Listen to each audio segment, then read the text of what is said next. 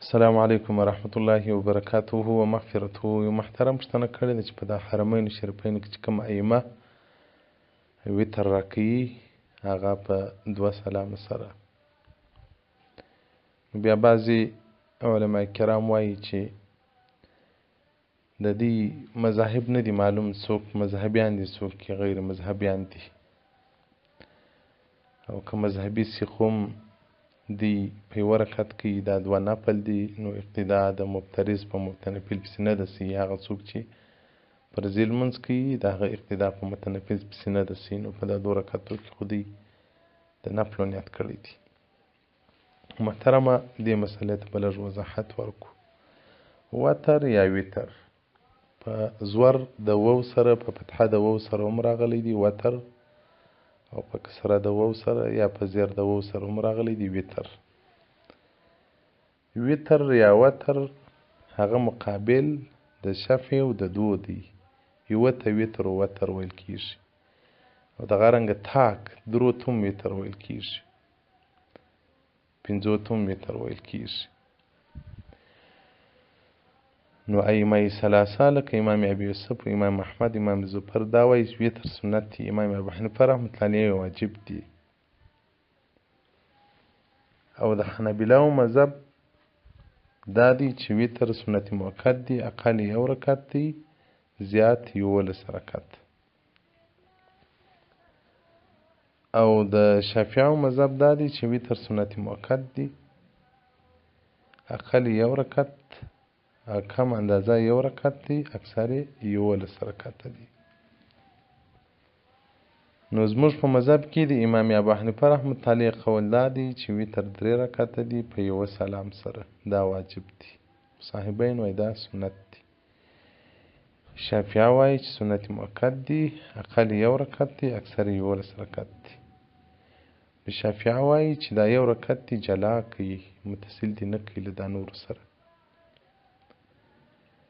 خو که داسې څوک په امام پسې درېدی، اوس لکه په حرمینو شریفینو کې چې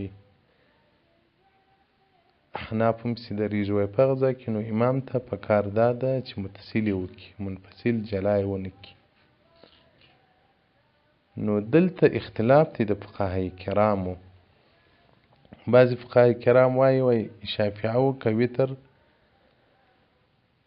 په 1 سلام کاوه، د 3 رکعته په 1 سلام کوه، که څوم دوی یې سنت بولي موږ یې واجب بولي، زموږ اقتدا پسې ده. او که وتر په 2 سلام باندې کول، نو په دغه صورت کې د خارج د لمانځه څخه سو اقتدا نه ده ورپسې. او بعضې نور علما بیا وایي چې هغه که په 2 سلامو سره کوي قطع د رکعتینو کوي، 2 رکعته ځان ته وکړي، 1 ځان ته وکړي، هم پسې ورسېده، ځکه ته حکما په لمانځه کې یې. او د مالکیو مذهب دا دی چې وتر سنت مؤکد دی.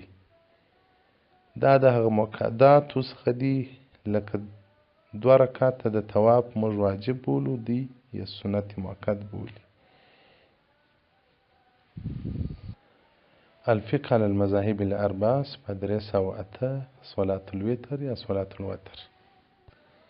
اوس نو بحر رائق جلد 2 صفحه 80 باب الوتر والنوافل دې ته پوره وضاحت ورکړی دی. او دغه رنګه عرف الشذي على الترمذي جلد 1 صفحه 104 باب ما جاء في فصل الوتر. او دغه رنګه معارف سنن جلد 4 صفحه 170 باب ما جاء في الوتر یا وتر. نو علامه محمد انور شاه کشمیر رحمة الله علیه وایي اقتدا شاته تر شافعي سیده که څوم دی پر 2 رکعت سلام وګرځي. نو د ابي بکر رازي او د ابن وهبان په مذهب باندې اقتدا ورپسې ده. او دغه رنګه بنای شرح د الهي جلد 3 صفحه 140 باب صلاة الوتر. نو زموږ په مذهب کې هم اختلاف شته چې دا واجب دی که سنت دی، خو مبتبع قول دا دی چې دا واجب دی. د واجب او د فرض حکم جلا دی. منکر د فرض ته کافر ویل کیږي، منکر د واجب ته کافر نه ویل کیږي. او بهر کې ته مفصل وضاحت ورکړی دی. او دغه رنګه منحة الخالق پر بحر رائق د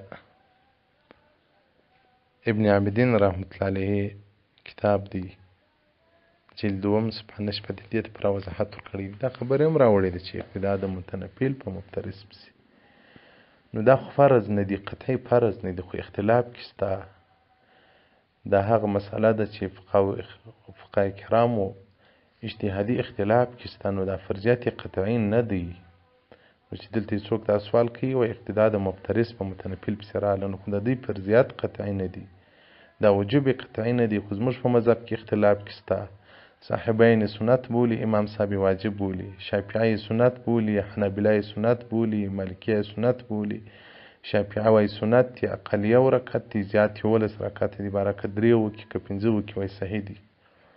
دا چې اوس په حرمینو کې کېږي یا په نورو اسلامي ممالکو کې دا کوم علما کوي، دا به په دغه د حنابلو او د شافعیو په مذهب باندې یي، ځکه هغه وایي 11 رکعت او 1 رکعت، نو تر 11 زیات نه کوي. زموږ مذهب په 3 رکعته باندې انتهای 3 رکعته ده، ابتدا او انتهای سره 3 ده، او 3 رکعته که سنت دي د صاحبینو پر قولم 3 دي، که واجب دي د امام صاحب پر قولم 3 دي.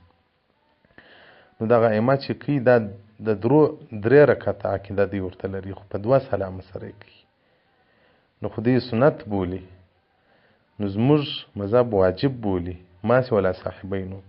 نو چې دغه مسئله اختلافي سوه، د مجتهدینو کې اختلاف سو، نو په دغه خاطر باندې اقتدا د مفترض په متنفل پسې نه راځي.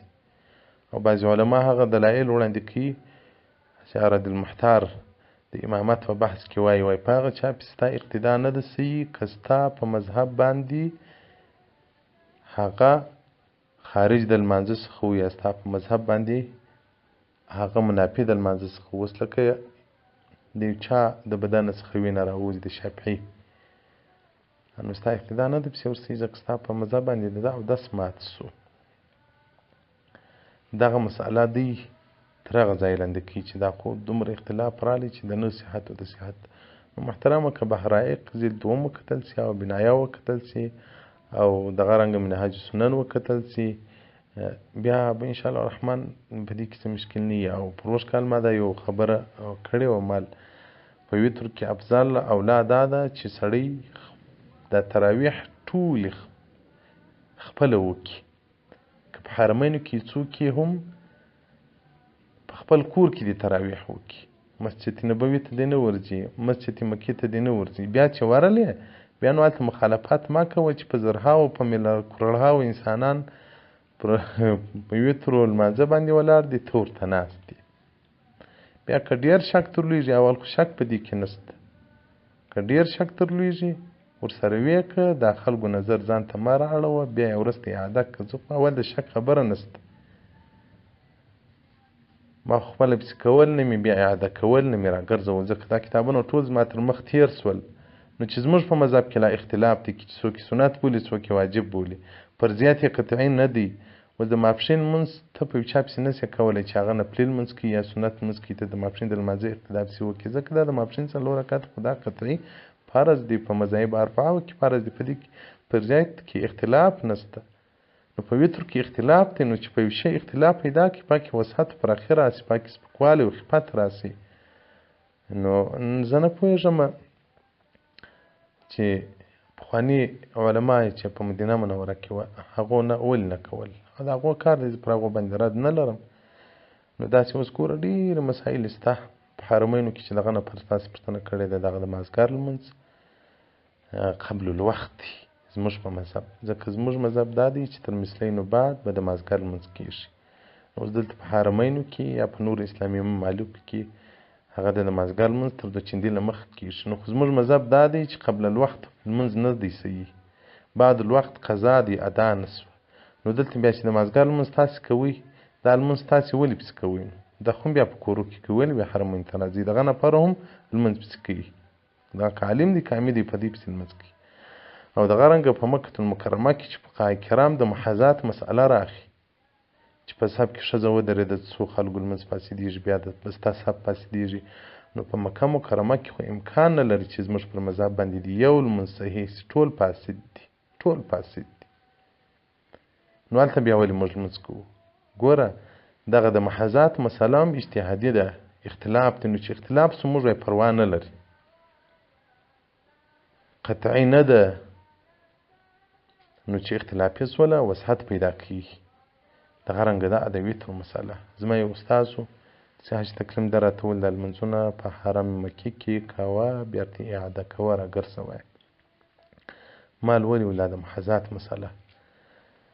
نو بیا پر مخ ته مځکه چې څه علما ګرځي که څه خلک ګرځي چې زما عقیده ده او زما په علم زما په پوه باندې چې ما ته په علمي انداز باندې را معلوم دی چې د ده مثل په دا اوس موجوده دور کې ما ته نه دی را معلوم. دا کوي زه نه یم په خبر، دا بیا ځان ته خبره ده.